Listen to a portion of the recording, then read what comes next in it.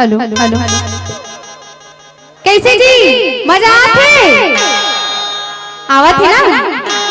तुहर ला ज्यादा थे बाबा मजा लूटा थे और माँ का सम्मान से एकदम सामने तो बैठे है ना। वाह बाबा सुन हाँ तय ऐसा झन पूछ कैसे के मजा आवाज है के केतिया कैमरा वाले खरथोतला बार है ना एमला सही बात कहा थी एमला कम झन समझ बे कैसे खबर बताओ कि जो नौजवान नहीं देख सकते वो बूढ़े देख लेते हैं कि जो नौजवान नहीं देख सकते वो बूढ़े देख लेते हैं और उम्र के हर मोड़ पर ये जम के ब्रेक लेते हैं है ना। आओ का और जरूरत पड़ने पर भी ना ये दूसरे के तवे में अपनी रोटी सेक लेते हैं। अच्छा बात है बाबा जब तक जिंदगी बढ़िया चला है तब तक सामने मस्त देख ले काबर ऐसा मौका बार बार दोबारा नहीं मिले ठीक ए मजदी हो पुरारी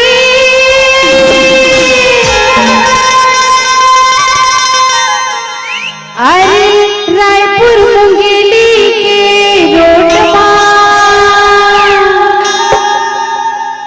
ए मजद हो पुरारे मजल हो पुरारे रायपुर मुंगेली के रोड ए मजद हो पुरारे मजल हो पुरारे रायपुर मुंगेली के रोड तेरा डोरे के रोड मारे लुरमी पटरिया के रोड रायपुर के रोड मारे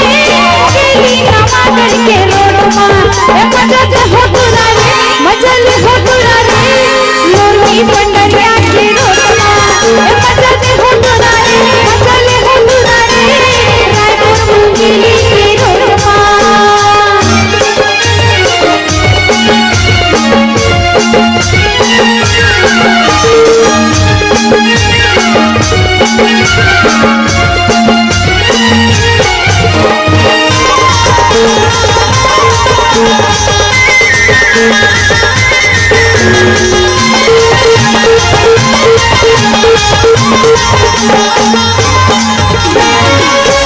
लगे लिपस्टिक पर होठ मारे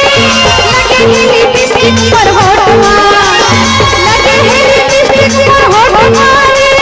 लगे लिपस्टिक पर होठ मारे मजल हो पुरारे मजल हो पुरारे